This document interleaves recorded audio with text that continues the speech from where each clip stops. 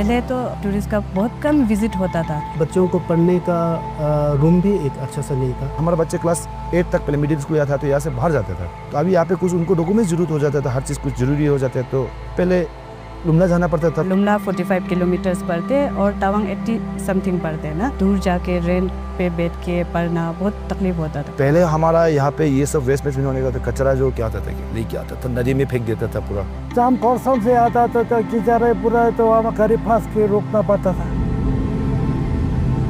सरहद पर बसे इन गांवों में जिंदगी थी, लेकिन जरूरतें सिर्फ ख्वाबों में मिला करती थी। ये बात उन दिनों की है जब ऐसा लगता था कि जैसे ये आखिरी गांव भारत के नक्शे के किनारे रखी कोई भूली हुई उम्मीद हो। वक्त बदला तो दौर बदला, दौर बदला तो नेतृत्व भी बदला, नेतृत्व बदला तो नीतियां बदली, और जन्म हुआ एक दूरदर्शी सोच का, जो इन आखिरी गांवों को पहला गांव बना गई। जब से वाइब्रेंट विलेज प्रोग्राम स्टार्ट हुआ था तो सबसे पहले तो हमारा ये कैफ़े जो रन करने में इंडियन आर्मी का बहुत बड़ा योगदान रहा है ना। उन्होंने ही हमें ये कैफ़े को अंडर वाइब्रेंट विलेज पे दिलवाया है, और उन्होंने ही हमें बेकिंग और कुकिंग का क्लासेस भी प्रोवाइड किया है। 20 में 2022 को ये दीनदयाल स्कीम का बारे में सुना, मतलब ऐसे सुना कि ऐसे कुछ स्कीम है, तो होम स्टे का है, तो मैंने इसलिए अप्लाई करके देखा, तो प्रेजेंटेशन वगैरह सब कुछ दिया तो मिल गया। इसलिए अभी देखा जाए तो बहुत ही अच्छा है। जब से ये वाइब्रेंट विलेज प्रोग्राम स्टार्ट हुआ है ना, तब से मतलब टूरिस्ट विजिट भी आना शुरू हो गया है। इंटरनेट भी 2023 से चालू हुआ, तो ये इंटरनेट चालू होने का बाद यहाँ पे टूरिज्म और भी आ रहा है, क्योंकि आजकल तो पूरा ऑनलाइन है ना। जब वो लोग फूड के लिए आते हैं तो हमारा इनकम भी अच्छा से हो जाता है ना। वाइब्रेंट विलेज के अंदर में एक घर भी होने से वहाँ पे भी गवर्नमेंट उसको रास्ता पहुँचा के देंगे बोला है। गवर्नमेंट कोई भी ऐसी चीज़ नहीं छोड़ेंगे बोला कि कोई एक आदमी होने से भी उसको कहीं दूर जाना पड़े। कुछ पे आना जाना होगा तो तकलीफ नहीं होता है।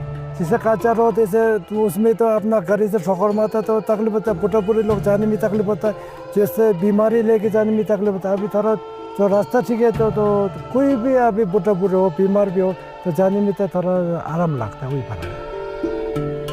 वाइब्रेंट विलेज प्रोग्राम आने के बाद ही बहुत मतलब चेंजेस देखने को मिला है, जैसे कि बहुत सारा मेडिकल कैंप्स भी यहाँ पे हुआ था। जब हमको यहाँ पे सब कुछ मिल रहा है तो हमको जाना क्यों है अलग जगह। अभी खास करके नंबर 1 में तो जब वाइब्रेंट हुआ है उसी के कारण से ही आपका ये सेकेंडरी स्कूल बना।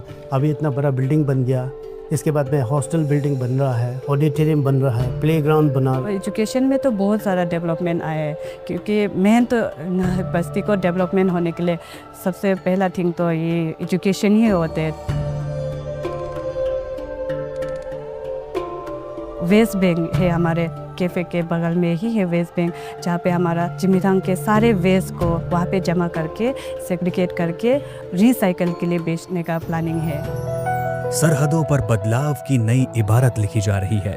वाइब्रेंट विलेज प्रोग्राम के तहत पहले चरण में 19 सीमावर्ती जिले के 662 गांव चुने गए, जहां 220 सरकारी योजनाएं 100% लागू की गई। आजादी के बाद से जितना निवेश इन गांवों पर हुआ था, उससे 2 गुना निवेश सिर्फ बीते 5 वर्षों में किया गया, ताकि इन गांवों में सुरक्षा मजबूत हो, शिक्षा और स्वास्थ्य सुधरे, पर्यटन को बढ़ावा मिले और यहाँ की अर्थव्यवस्था भी सुधरे।